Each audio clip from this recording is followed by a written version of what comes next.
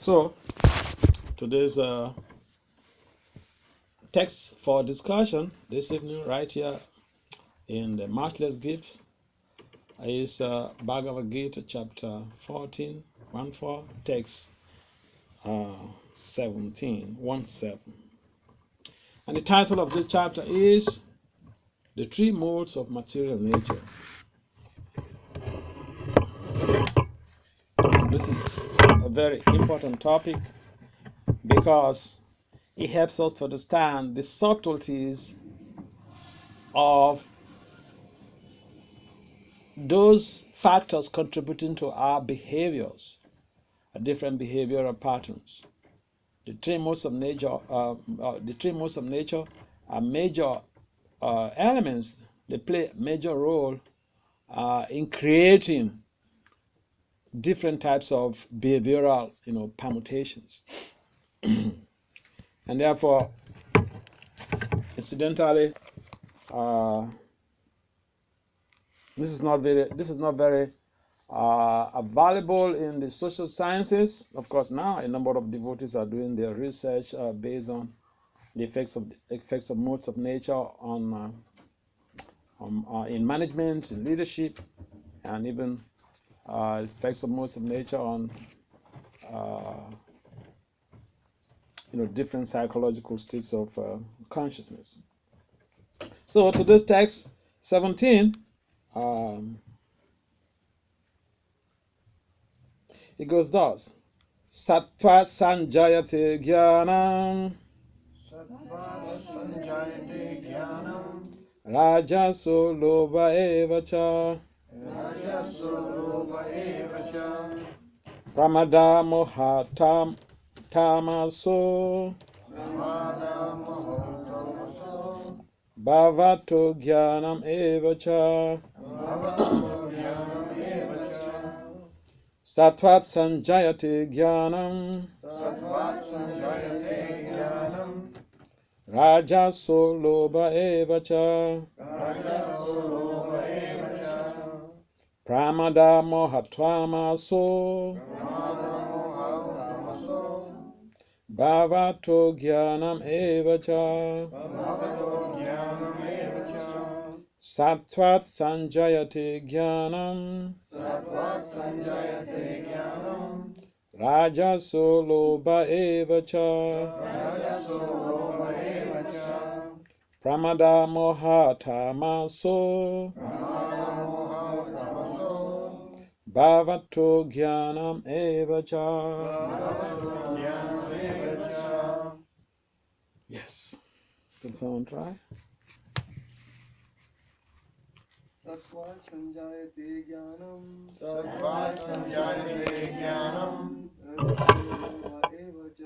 rajaso lobha eva cha, pramada moha tamaso, bhavato jnanam eva cha.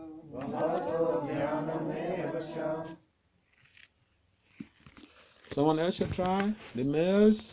Sattva sanjayate jnanam, rajaso lobha eva cha, pramada moha tamaso,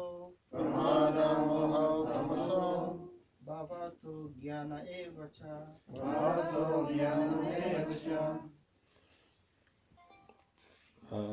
Ladies? Wait a minute. What do you normally do here? Is it ladies before the males, or males before the ladies? Traditionally, when we go to any garden, we normally will address the audience, the gardeners, ladies and gentlemen. So, what's applicable in your system? They also say ladies first. So Oh, ladies first. I don't know. That's good.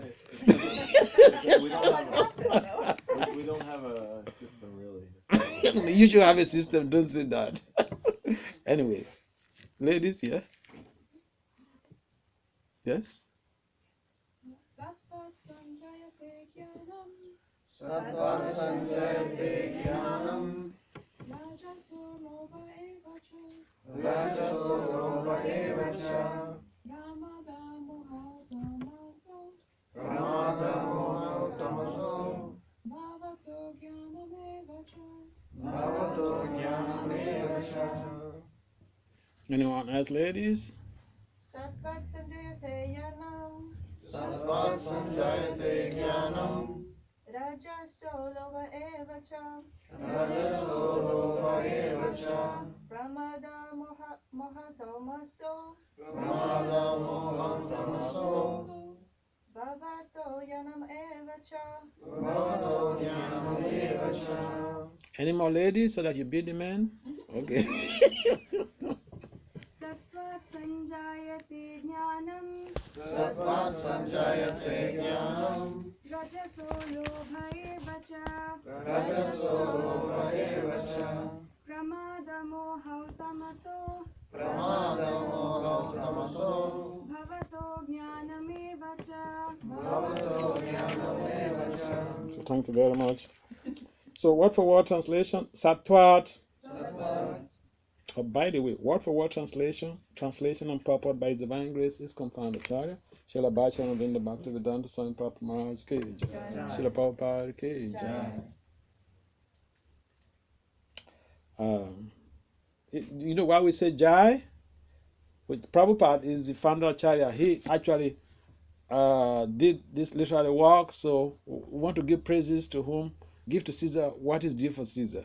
You know, we even in academics, you know, attribution is very important. So I mean, we make reference. Okay, so he is the one who actually, you know, did this whole translation work that is valuable to all of us who speak in English. Otherwise, if it's just the Sanskrit, it could be you need to go and get a degree, maybe 5 years to study to get a degree in Sanskrit before you will be able to understand, you know, the Bhagavad-gita. But he translated all these works into English in a very simple, understandable language, no complexities involved, and so we give credit to him by acknowledging that this translation, word for word translation, the purport, I mean, they are all for his credit. All the credit goes to him. That's why we say Srila Prabhupada Ki Jai. So word for word translates Sattvat Sattvat. from the mode of goodness. From the mode of goodness. Sanjayate Sanjayate. develops. Develops. Jnanam Jnanam. knowledge. Knowledge. Rajasaha Rajasa. from the mode of passion. From the mode of passion. Lobha Lobha. greed. Greed. Eva Eva. sufferingly. Suffering. Cha Cha. also. Also. Pramada Pramada. madness. Madness. Moha Moha. and illusion. And illusion. Tamasaha Tamasaha. from the mode of ignorance. From the mode of ignorance. Bhavataha Bhavataha. develop. Develop. Ajnanam Ajnanam. nonsense. Nonsense. Eva Eva. sufferingly. Suffering. Cha Cha. also. Also. So the purport or commentary, the translation, then we read the purport. Translation is, from the mode of goodness, real knowledge develops. From the mode of passion, greed develops. And from the mode of ignorance, develop foolishness, madness, and illusion. Please kindly respond, repeat. From the mode of goodness, From the mode of goodness. real knowledge develops. Real knowledge develops. From the mode of passion, From the mode of passion. greed develops. Greed develops. And from the mode of ignorance, And from the mode of ignorance. develop foolishness, Develops foolishness. madness, and illusion. Madness and illusion. So let's listen to the commentary or the purport. Since the present civilization is not very congenial to the living entities, Krishna consciousness is recommended. Through Krishna consciousness, society will develop the mode of goodness. When the mode of goodness is developed, people will see things as they are. In the mode of ignorance, people are just like animals and cannot see things clearly. In the mode of ignorance, for example, they do not see that by killing one animal, they are taking the chance of being killed by the same animal in the next life. Because people have no education in actual knowledge, they become irresponsible. To stop this,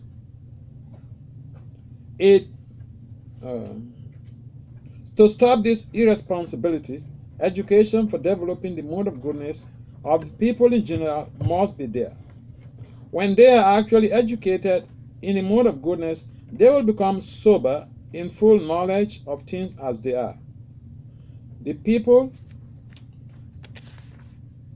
will be happy and prosperous.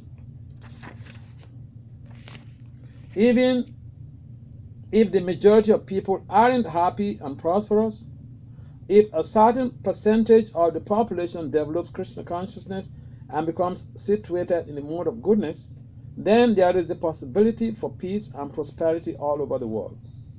Otherwise, if the world is devoted to the modes of passion and ignorance, there can be no peace or prosperity. In the mode of passion, people become greedy, and their hankerings for sense enjoyment has no limit. One can see that even if one has enough money and adequate arrangements for sense gratification, there is neither happiness nor peace of mind. That is not possible because one is situated in a mode of passion. If one wants happiness at all, his money will not help him. He has to elevate himself to the mode of goodness by practicing Krishna consciousness. When one is engaged in the mode of passion, not only is he mentally unhappy, but his profession and occupation are also very troublesome. He has to devise so many plans and schemes to acquire enough money to maintain his status quo. This is all miserable. In a mode of ignorance, people become mad. Being distressed by their circumstances, they take shelter of intoxication, and thus they sink further into ignorance. Their future in life is very dark. Oma Dhyana Timirandasya, Dhyana Jana Salakaya, Saksul Militam, Jena Tismai, Si Gurabhe Namaha. Si Chaitanya Manobhistam, Stafitam Jena Bhutale, Swayam Rupam, Kadamaya, Dadati Swa, Padantikam. Vancha Kalpataribhya cha, Kripa Sundambhya eva cha, Patitanam Pavanabhyo, Vaishnavabhyo, Namo. Amaham Vishnu Padaya Krishna Pistaya Bhutale, Srimati Bhakti-vedanta Swami Nitananda. Namaste Saraswati Deva Gauravani Pacharine, Nivasya Sunyabhadi Pasatya Disitarini. Jaya Sri Krishna Chaitanya Prabhu Nityananda, Sri Advaita Gadara Rasibasadi Sigora Bhaktivinda. Hare Krishna, Krishna Krishna, Hare Hare.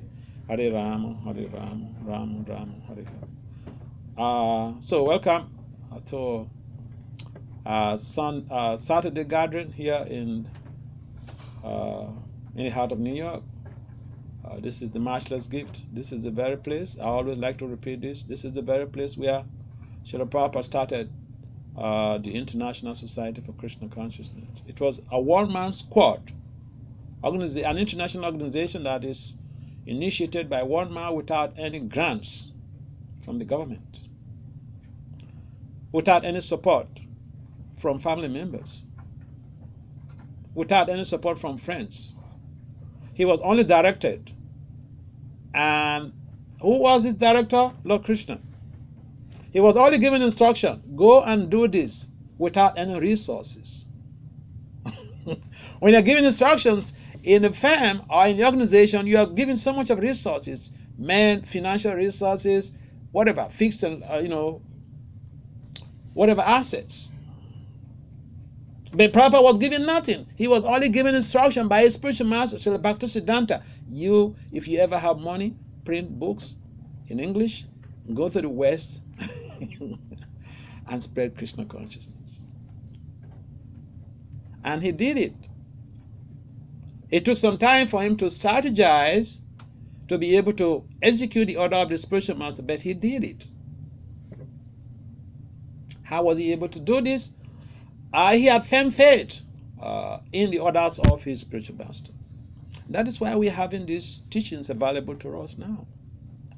So without that firm faith in Srila Prabhupada's spiritual master, without the firm faith he had in the order of his spiritual master, we wouldn't have been availed this opportunity to become exposed to these very, teachings, which is the very essence of elevating our consciousness to the mode of goodness. Papa mentioned the purport here, except people in society elevate their consciousness to the mode of goodness, there is no question of lasting peace. Yes, we do have peace. Yes, we do have enjoyment. But they are very transitory, And yes, you do have the resources. You do have the wealth. You do have, the so-called good progeny, good population, good family members, good children, beautiful children, handsome, powerful, intelligent children. But the result is that we don't go anywhere. The result of all this so-called goodness is that we don't. It's so-called because it's not authentic goodness. It is devoid of real divine qualities of goodness. Because the person in the mode of goodness does not get involved in sinful activities. They don't perform actions that was going to bring onto them some reactions.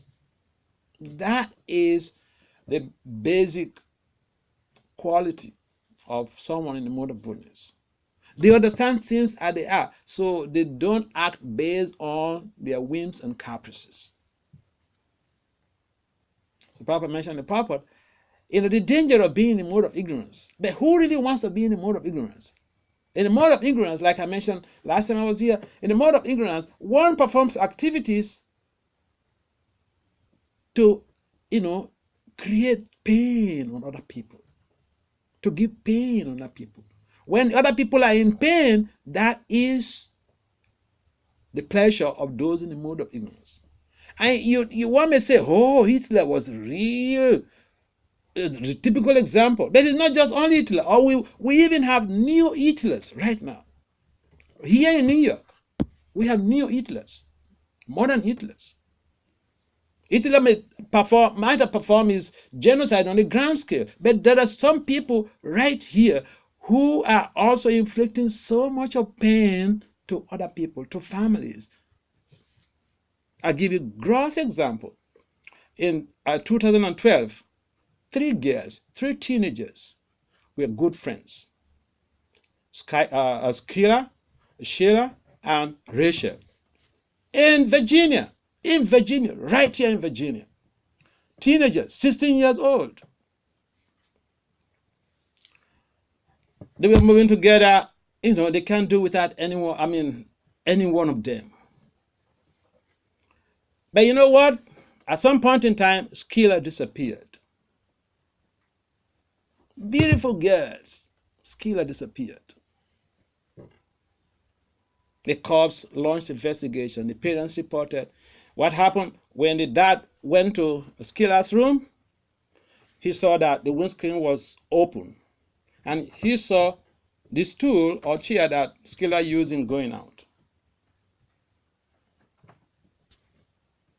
The investigator found that she's been moving with these other 2 girls.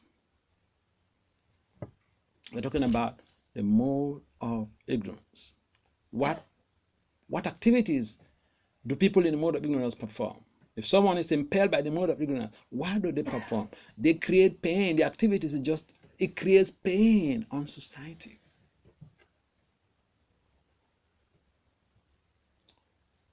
And so when they launched investigation, they got these 2 girls arrested.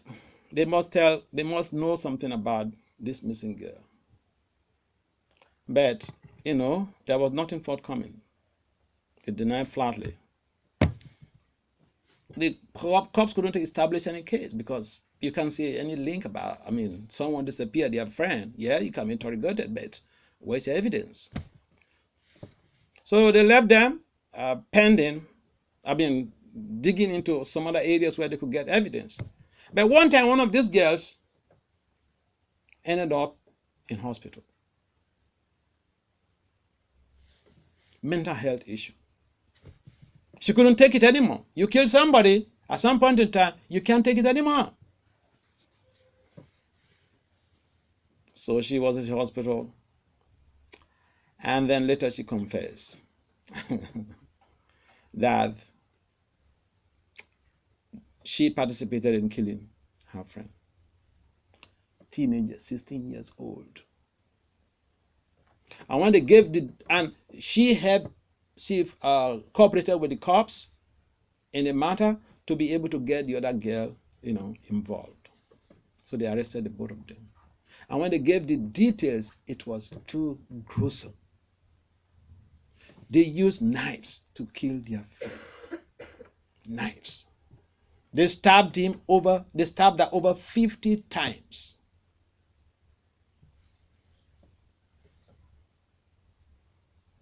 So one could wonder, why are we having this type of children? Everything is so good. There are limousines. People even have their private jets. But where's our consciousness? So the Bhagavad-gita, Lord Krishna mentions that, when there is Vana Shankara, you can't expect any peace on the planet. You can't expect peace in communities. When there is unwanted progeny. So if you go into the scriptures, we can give an explication about what could be the causative factor for, bringing forth this type of children who are murderers. They don't learn anywhere. They didn't go to study. They didn't go to become scientists to learn how to make a bomb. Knives, kitchen knives.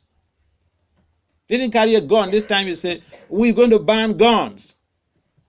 They didn't carry guns. What are you going to ban? Kitchen knives? Except you're saying people should not cook anymore. So the bottom line is, no matter what efforts we make, if we don't go to the root of the problem, if we just try to solve the symptom of the problem, we don't get it. Modern society, we just try to address the symptoms of the problem. It's like if you have a malaria virus,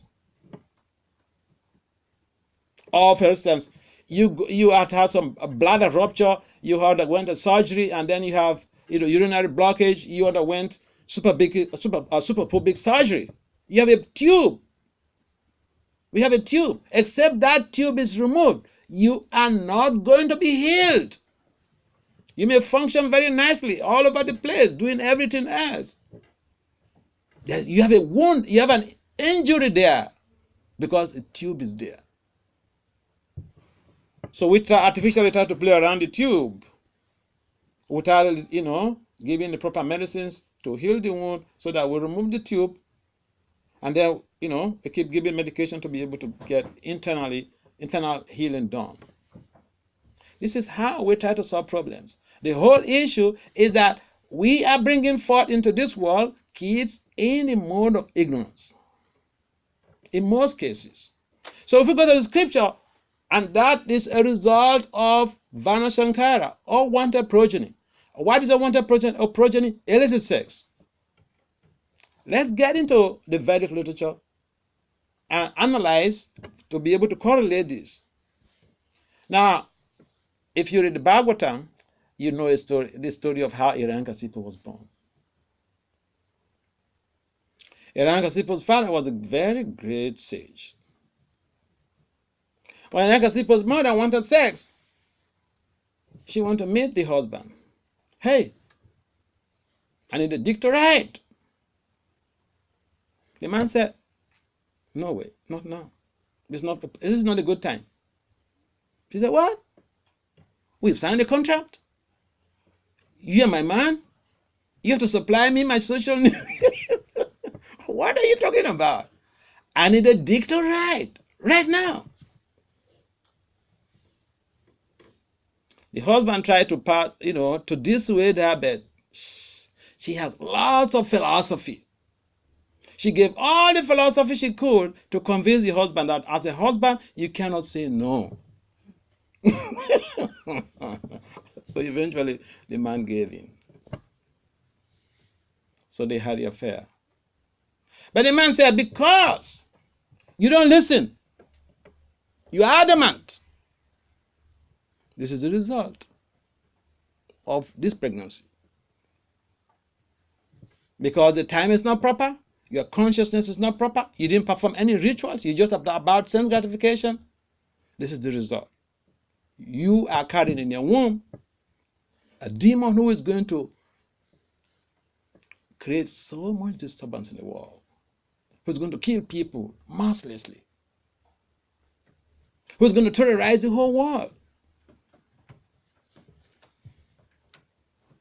That was how Hiranyakasipu was born. And if you read the Bhagavatam, you will notice how the type of terror Hiranyakasipu is a terrorist.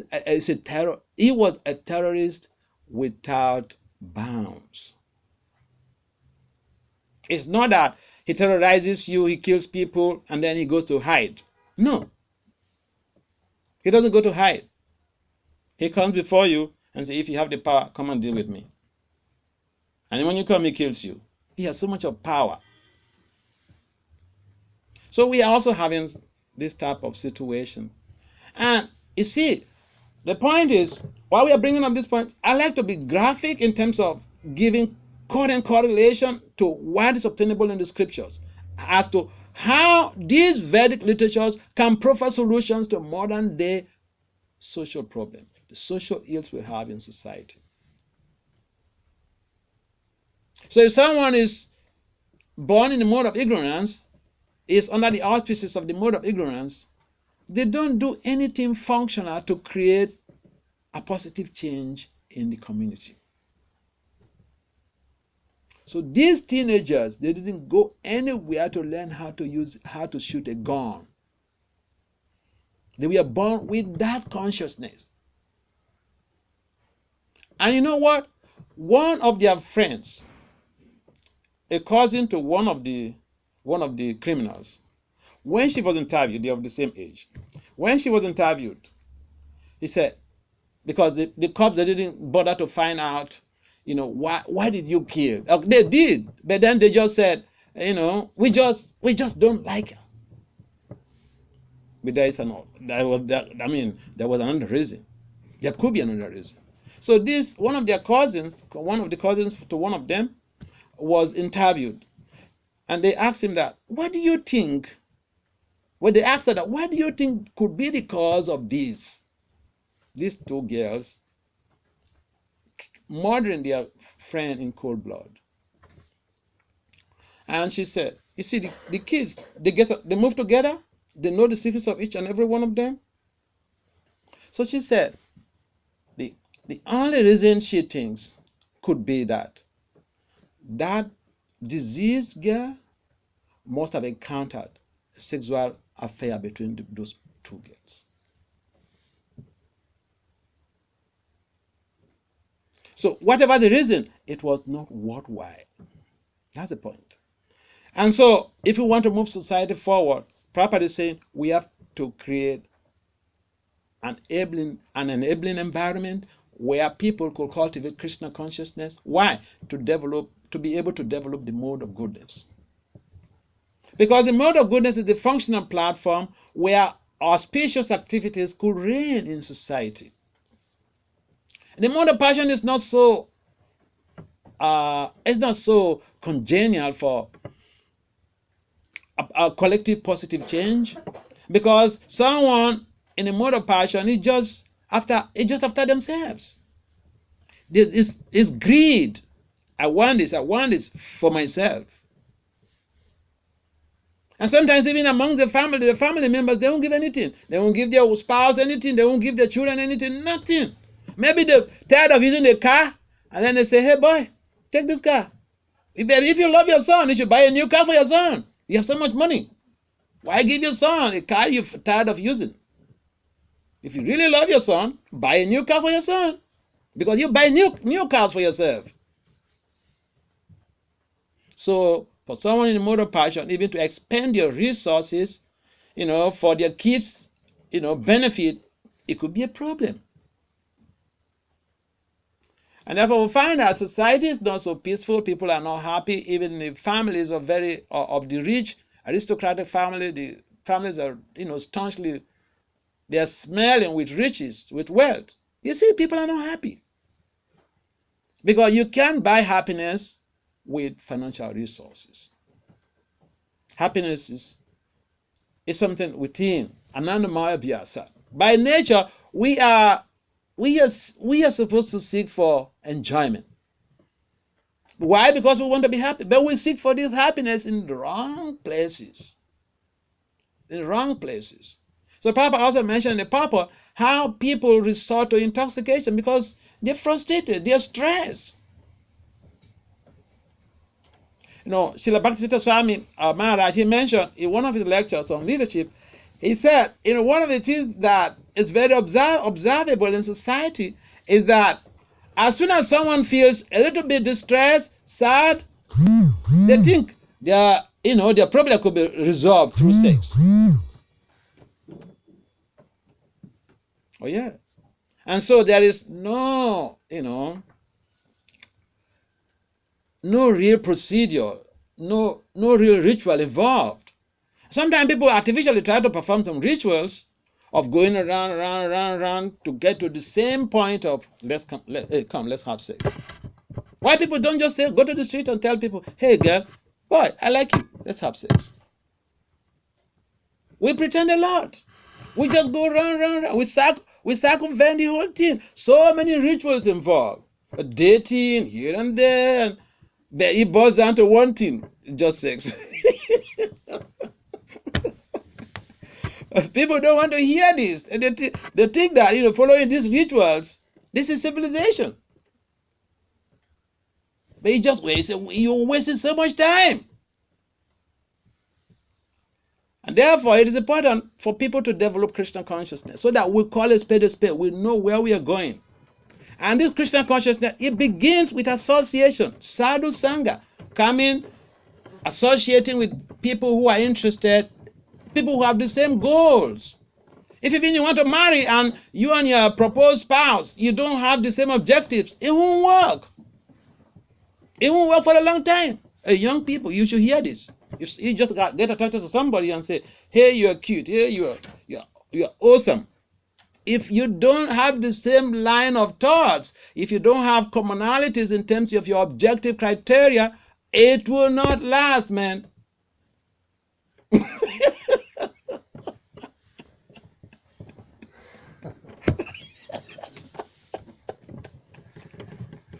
This is something, very critical with our modern social culture.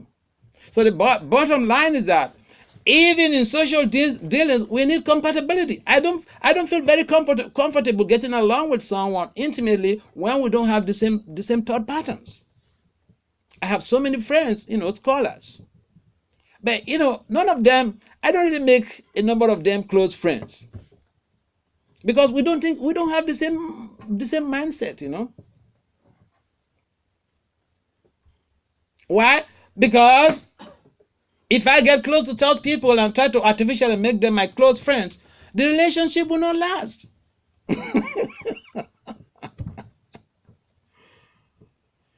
Therefore, it is important for us to understand that whatever our adventures on this planet are, we should know that we need to develop the mode of goodness. Then we can live our lives right in these bodies in a very different way.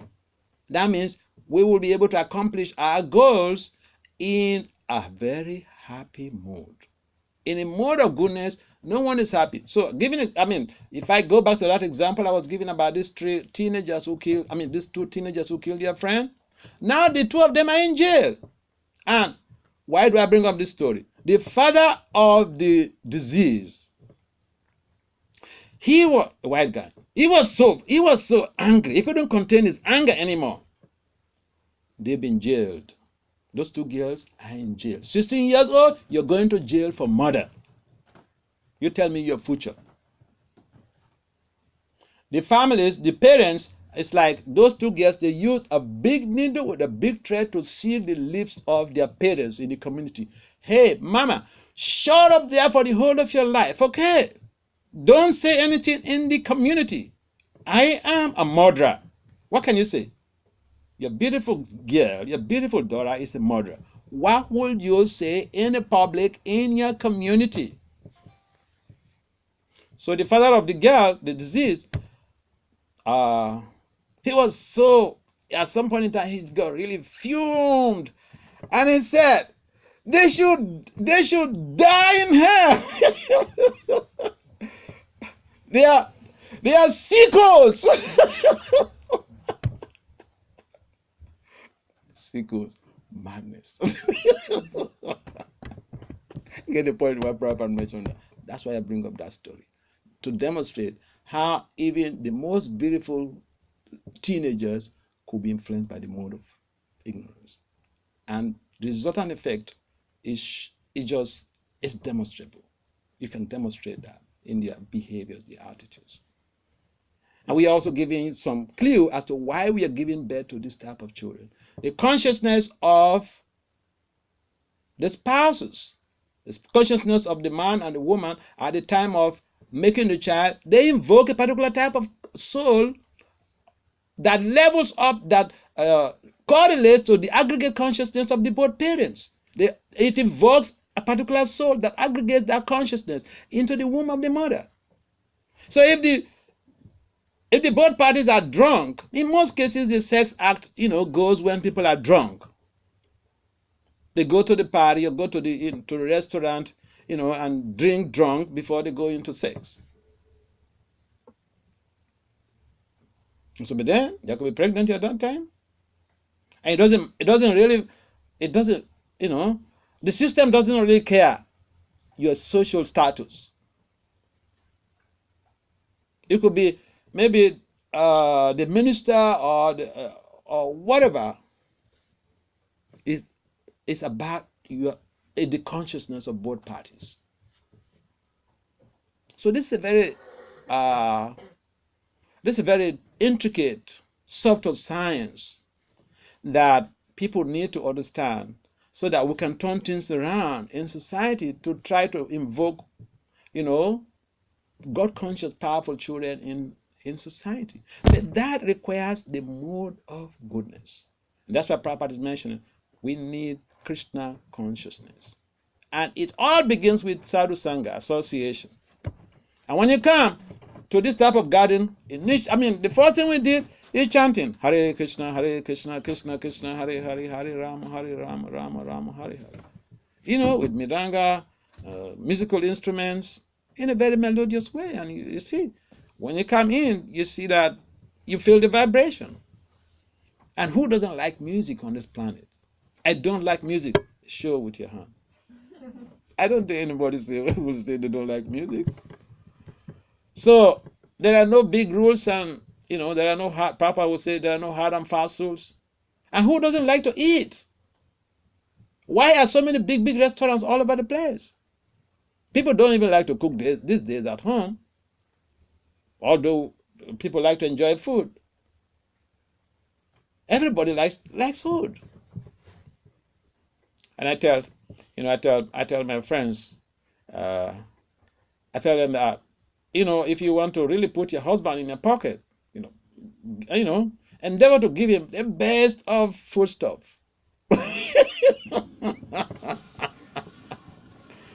Yeah, because if you and your husband you're going to the restaurant to eat every day, the real love is the person who is cooking in the restaurant, who is going to get the energy. It's a science. Yeah. So you see that even at home, if your mom cooks something, if you don't eat, you see the reactions. You see, they were very angry. But why? I was mentioning this the other day. So the food, the art of eating, is also very scientific. There is a bonding that goes on when someone feeds you. So our moms, they feed us daily, but there is a bonding that goes on. You think it's free, but it's not free.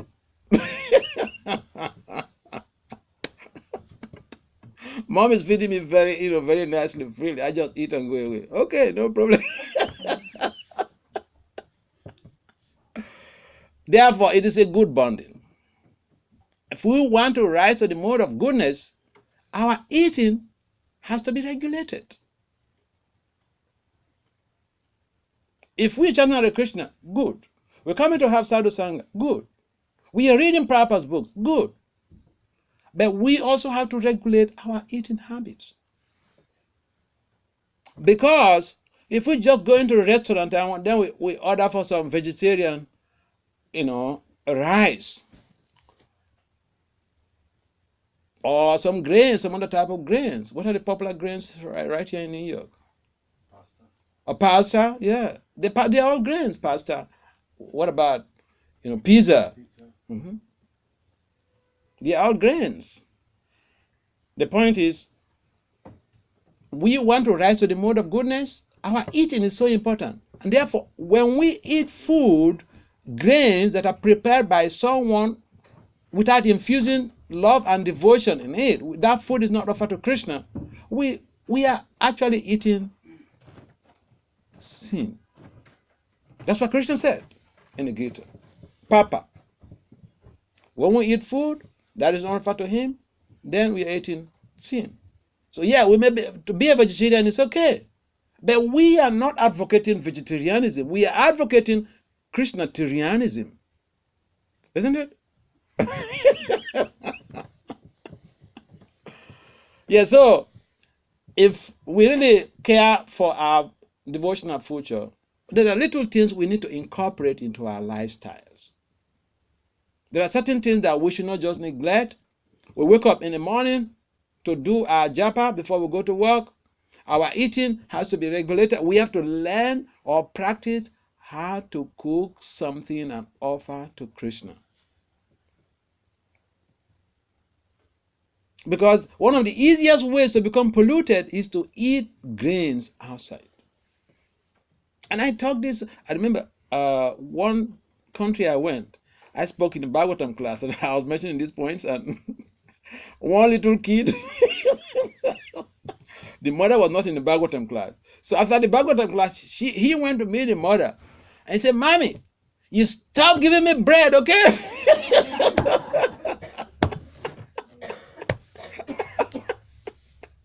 Yeah, he said, "If you want, you can make me cookies. Don't buy me bread from outside and give me anymore." Yeah. I remember the case of one of my friend's sons in Virginia. The boy is 12 years old, but he kept reflecting. Each time I go there, he'll be complaining about the dad to me, because the mother was in Krishna consciousness, more dedicated in Krishna consciousness earlier, before the father took initiation. And the mother was keeping all of these norms. Then the father, he was like, the mom is also a professional, both of them are IT. But, he would buy, he would go to some restaurant and buy some, vegetarian stuff, vegetarian foods, dishes, and bring. But then this little boy, he was observing that his older brother does not really associate with Krishna consciousness anymore.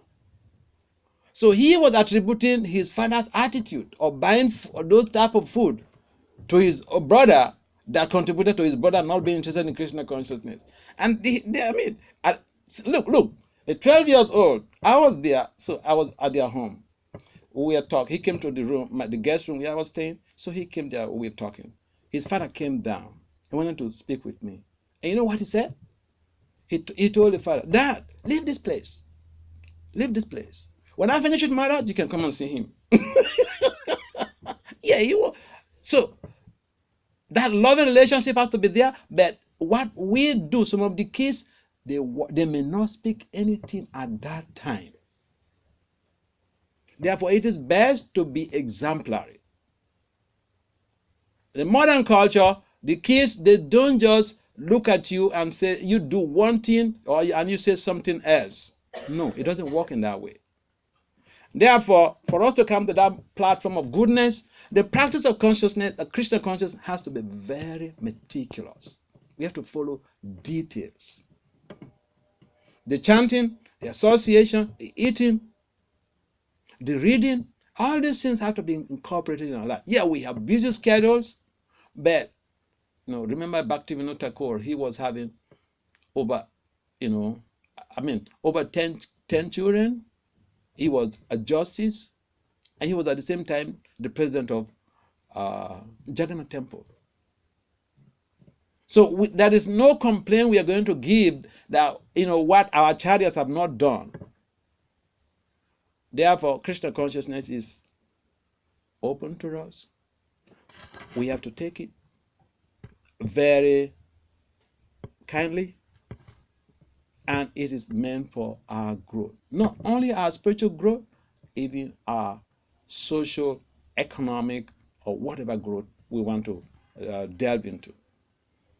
So every day we should make sure we're chanting these Krishna's holy names. What is the mantra here? Yeah, this is it. Hare Krishna, Krishna Krishna, Hare Hare, Hare Rama, Rama Rama, Hare Hare. That is the primary step, the middle, and the end. Don't minimize it. Don't say, well, I'm too big now to chant, Hare Krishna. I've been there for, 20, 30 years. So I know everything. I don't need to chant. No, it doesn't work like that. In fact, the more years you've been attending, the more you should be having the taste, the eagerness to constantly chant. So are there any comments or some questions at this point? Idea is to get to the mode of goodness through Krishna consciousness. Yes. Maharaj, I have a question about the children that you were describing that are conceived from the mode of ignorance. But doesn't Krishna give us all the opportunity to still improve and grow towards him? So even if they're conceived from the mode of ignorance, do they not still have the free will or the chance to, Yeah, the free will is there. Okay, I'll give you a gross example. What do you think? I was conceived in what mode? Below the mode of ignorance. Yeah, below the mode of ignorance.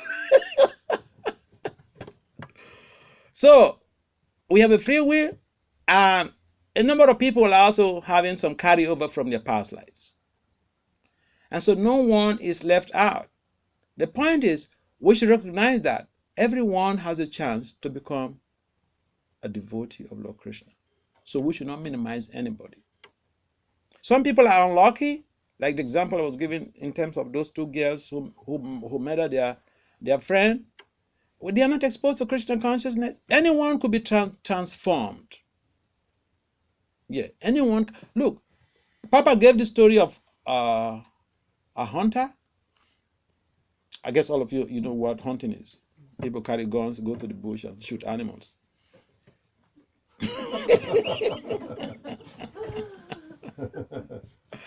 And the Papa gave the story of this hunter.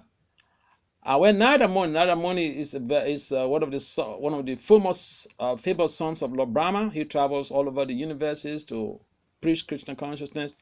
So Nadamoni was moving around, traveling, and then he went to some forest and he saw animals half dead. So he was wondering, who is this person viciously, performing these sinful acts? So he met his hunter. He said, "Oh, you're the one who is hunting, those animals. Instead of just keeping them half dead, they're suffering too much. Just kill them at once. What you're doing, you're going to incur horrible, terrible reactions." Or the hunter said, I didn't know about this, sir. This is what I was trained. This is what my father trained me on. This is my profession. So Nanda told him that he has to stop this because it could bring some dismal consequences in the future. So he said, "But what am I going to? How am I going to survive? This is my job." Okay, so it's like Krishna consciousness. If you're asking someone to give up their job, what is the alternative thing you're asking the person to do? Is to go and beg from the government or to go and steal? So Nanda said, "Yeah, you chant Hare Krishna, take these beads, chant Hare Krishna, and I will send you food." If food is your problem, just go and chant. I will send food to you. So the guy, he has some faith in Nada. So he stopped the hunting. He used the beads that Nada gave to him, and he started chanting.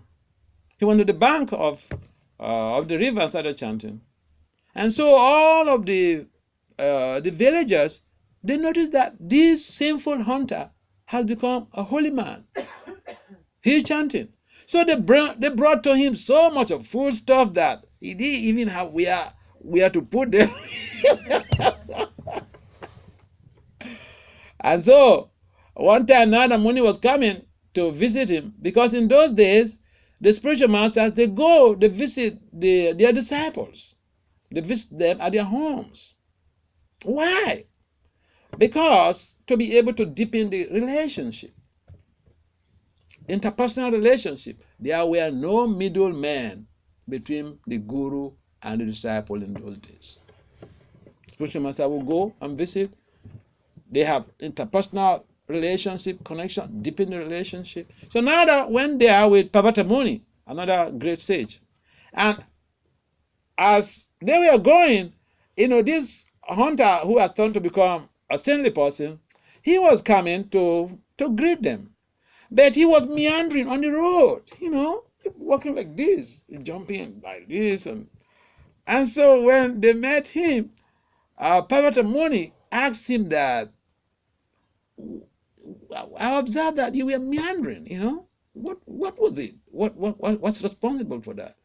He said, sir, you see, as I was coming to greet you people, there were ants on the road, and I don't want to step on any ant. And that's why I was trying to avoid those ants. So Nada and Parvata, they were shocked. This is somebody who has been, killing animals half dead. Now he can't afford to even step on an ant. So this was a transformation. So anyone could be transformed. Does that answer your question? Yes, any other questions? Yeah. You mentioned mode of ignorance. Mm-hmm. And one of the lines that you read over here, I'm just going to read it out. In the mode of ignorance, people are just like animals and do not see things clearly. In the mode of ignorance, for example, they do not see that by killing one animal, they are taking the chance To be killed by that same animal. Killed by the You want same some explanation on that? only because I think it was not the last class, the class before it said that if we do negative karma in the mode of ignorance, the karma doesn't come back to you because you didn't know any better.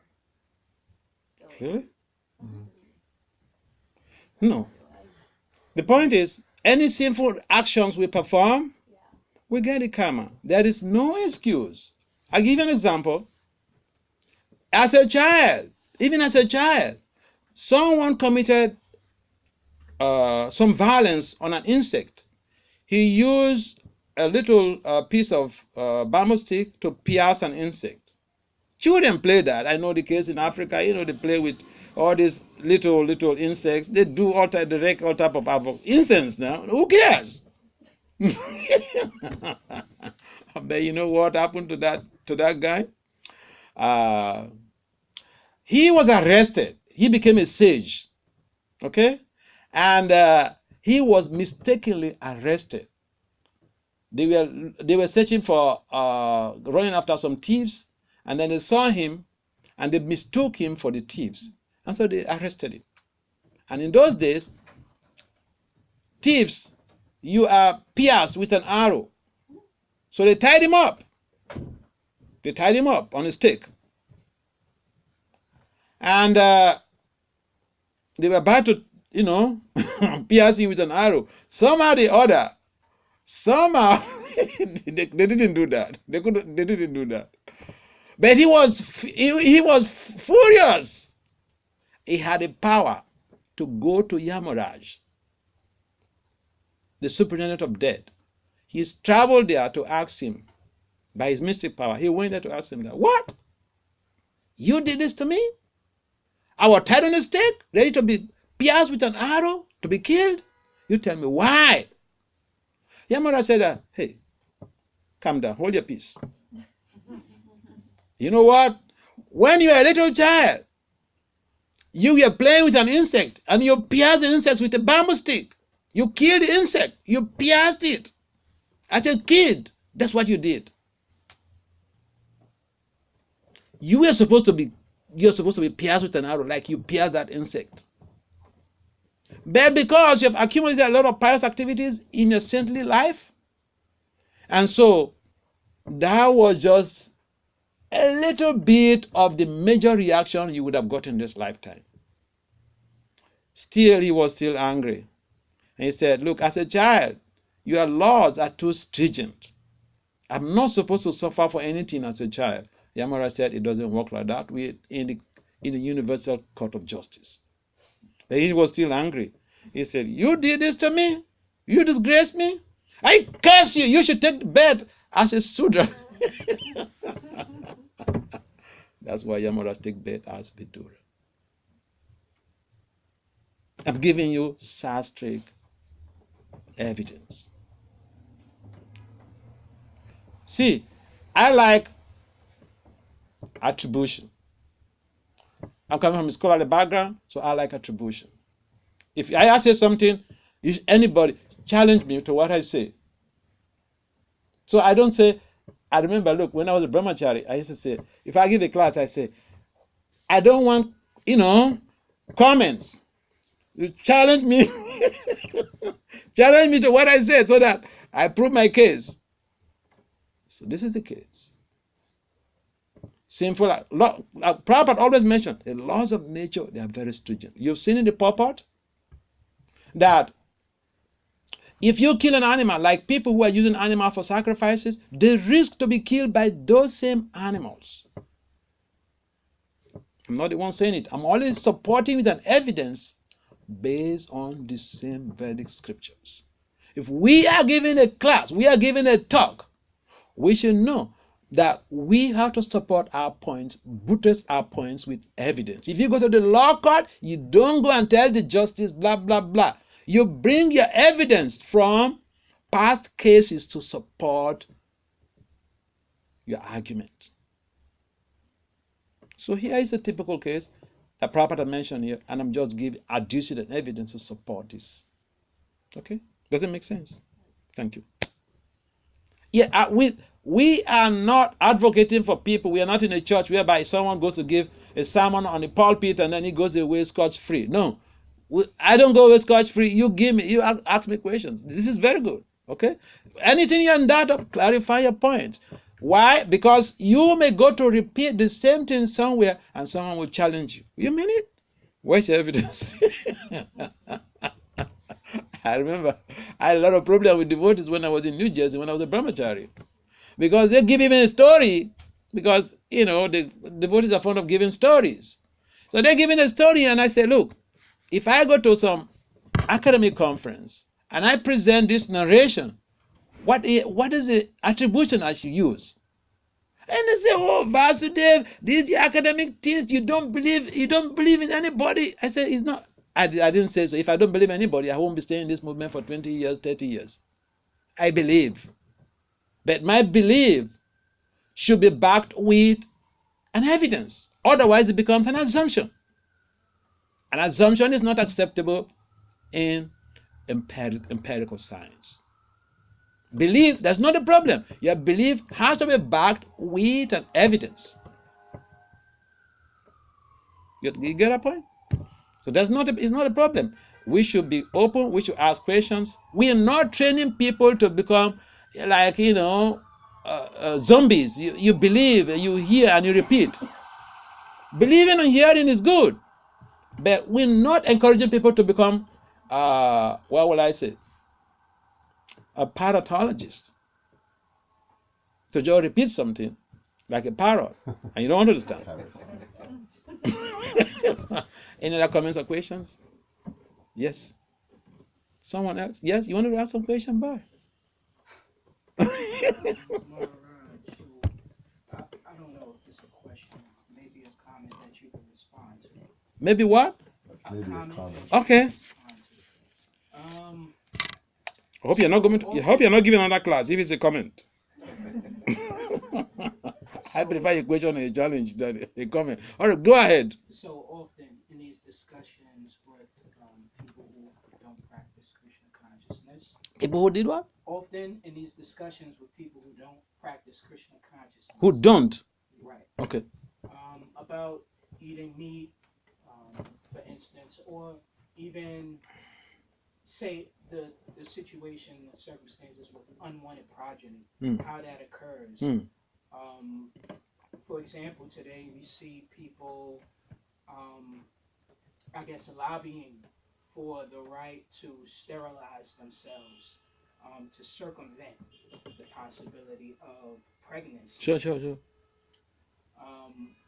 I mean, of course, one way is responding to that with some sense of responsibility, or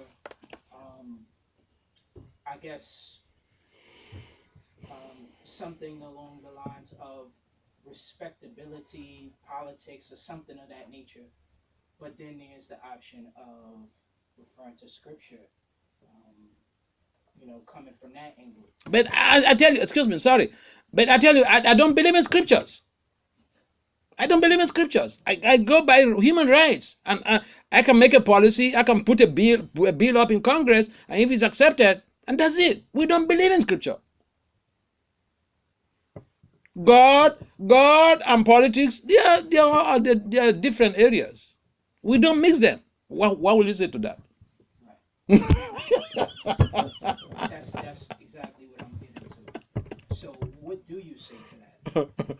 Yeah, you see, we are living in a sex culture, and someone cannot formulate a policy that him or herself is a victim of. If you go to try to promulgate a policy or a bill that your colleagues in Congress, they know that you have a shortcoming in that, they will make mockery of you. They will make mockery of you. So you find that in modern day system, all of the so-called bills and policy formulations are just to sustain, the type of culture that we live in. And see, I can change it, you cannot change it. And you try to change it, you're looking for trouble. And if even you are the head of state or the president, you try to interfere with it, whew, you're in trouble. Why do you think people are being assassinated?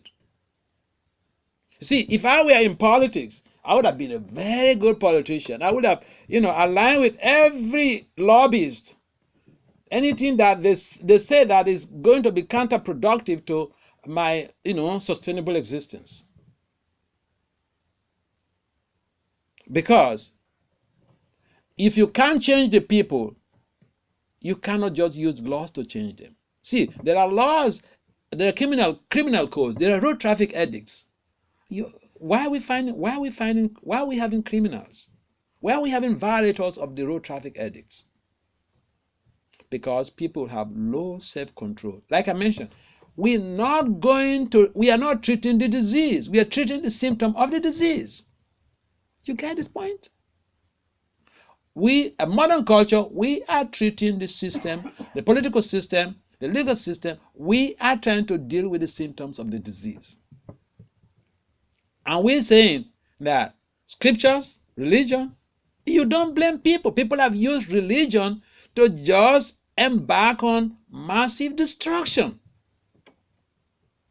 How are you going to blame people that don't tell me anything about religion? You can't blame them. People have used religion in a very wrong way. Sometimes genocide is embarked on all in the name of religion. Read history. You see how people use religion in the wrong way. You can't blame modern politicians or the scientists that they don't want to hear anything about religion. But science also has been used in the wrong way. That nobody wants to say anything. And therefore, my advocation in Krishna consciousness is that when you get devotees in a very good position, who have the same status with those policymakers and lawmakers, they can influence them.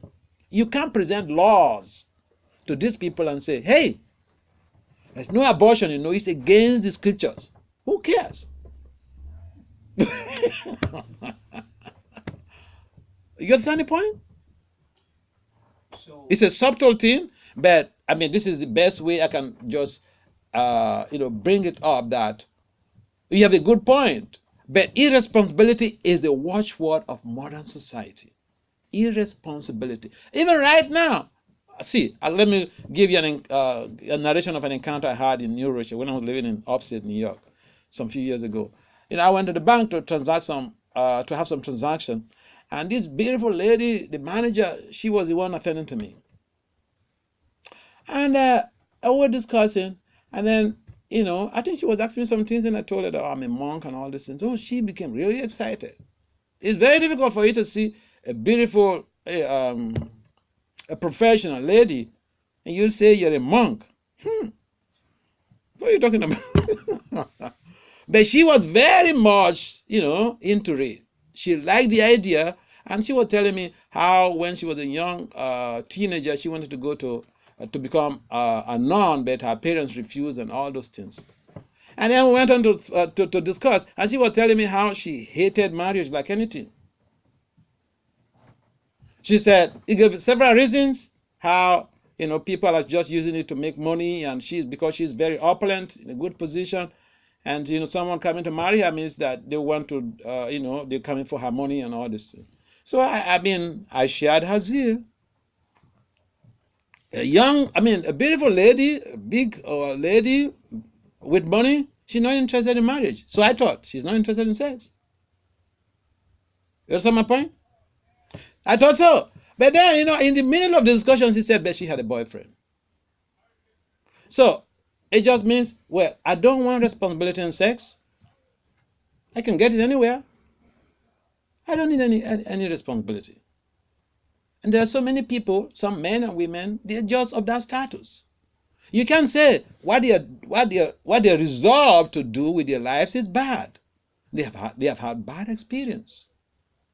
And so it's a culture where people are more or less rugged individuals, and they don't want to be responsible.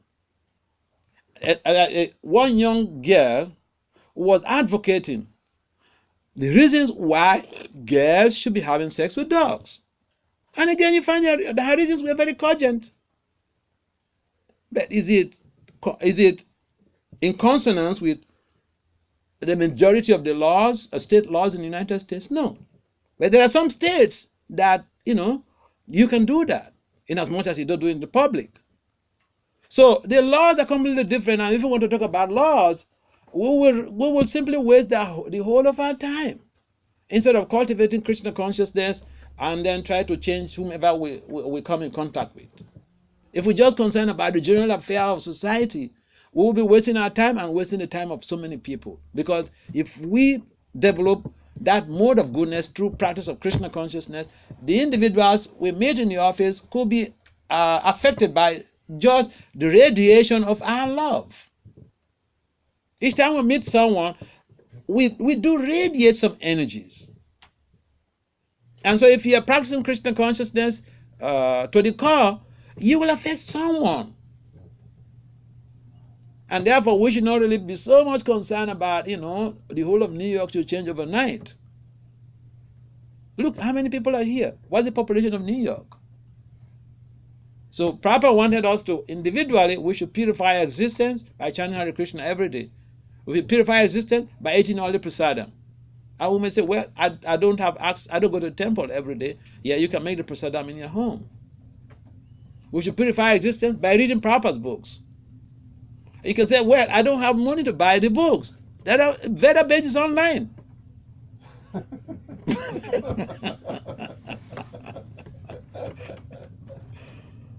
So it boils down to, utility is a principle. We have this human form of life, and we should not be so much concerned about the social irresponsibility that is going on in society, because we cannot change it overnight. It's just impossible. I tell you one thing, I never preached to my family. Never. I never preached to them. But today, my father is chanting Hare Krishna. Two of my friends, they used to visit him. Two professors, they used to visit him, and he started chanting. And he calls me on the phone. If I come to the country, he calls me on the phone. Hey boy, when are you coming? I say, hey, come to come and do what? You do like this, you do like this. Then I will come. So sometimes, if you are so much stressing your energies on, doing something that, in most cases, is just impractical, you simply, you create so much anxieties to yourself. And therefore, the most important thing is, because I know for myself, if I become a pure devotee, so many generations will be liberated in my family. So why should I bother, cracking my brain with people and, slugging it out with them and, arguing with them and all this type of stuff? Well, I don't need to bother myself with those people.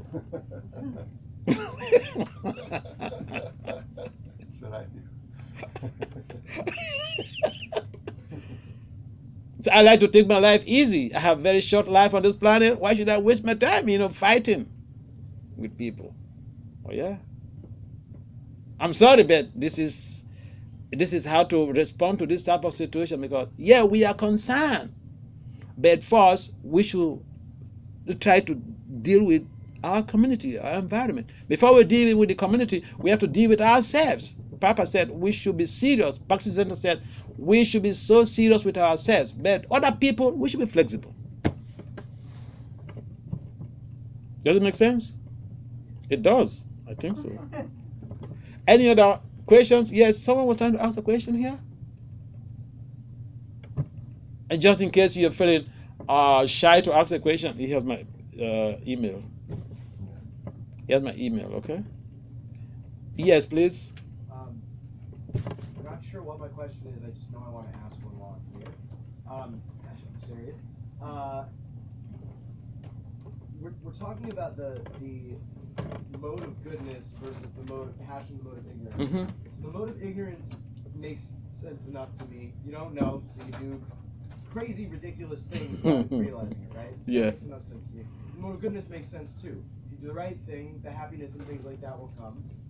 The mode of passion seems to be the most concerning then in that sense, because it's very easy to not be worried about ignorance because you're ignorant. And it's pretty easy not to worry about being good. But passion seems like this very tempting middle area that, I don't know, in my experience, passion is often spoken of in a very positive way. Yeah. Passion drives. Right. Passion helps make changes. Right. It can be a really beautiful thing.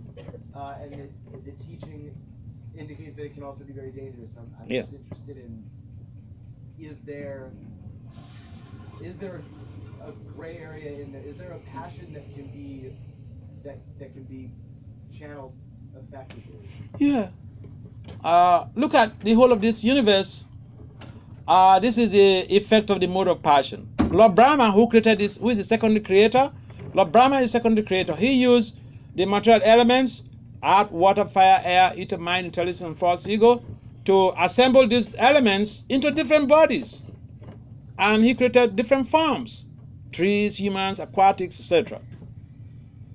But Lord Brahma works under the influence of the mode of passion. In other words, in passion, you can have innovativeness, you can have creativity, but you can also be destructive. There's nothing wrong if you are very innovative and creative using your critical and creative thinking patterns. But passion, as like you mentioned, in the secular world, the word is very common, but then the connotation on the spiritual realm is completely different. And sometimes devotees make the ridicule that phenomenon passion. But I don't ridicule the phenomenon of passion, because this whole material universe is functioning based on the mode of passion. Lord Brahma created this universe based on his the influence of the mode of passion, whereas the maintenance is in the mode of goodness. So Lord Vishnu is in charge. So yeah, what your point about, there's a gray area, a lot of gray area in passion. The only problem is when people don't understand the phenomena in detail, they don't understand the utility of that very mode of passion, then it's a problem, because it's like I have the passion to do this. I have the passion to do this. It's not a problem, but what you have the passion to do, what is the consequence? What is the result? What is the end result? I give you, okay, let's take this. Sex is the mode of passion. Sex is the mode of passion. And so, but sex eventually can produce dismal consequences. The very act of sex is performed in an environment, in most cases, that is governed by the mode of ignorance, in darkness. How many people they have sex in the daytime or lights are on? Normally they switch off the lights. Darkness, mode of ignorance. So you are impelled by passion to perform an act, but then the very act is performed under an environment in an environment governed by the mode of ignorance. So I mean the whole things are social. Material world is just a complex place.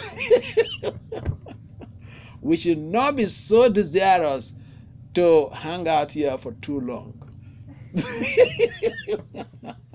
Bhakti Siddhanta says that this is not a place for gentle people. Yeah, thank you very much for your question and your concern about that. Does it make some meaning? Yeah. Okay, thank you. I think in the absence of any other comments or questions, we'd like to adjourn this meeting. We'll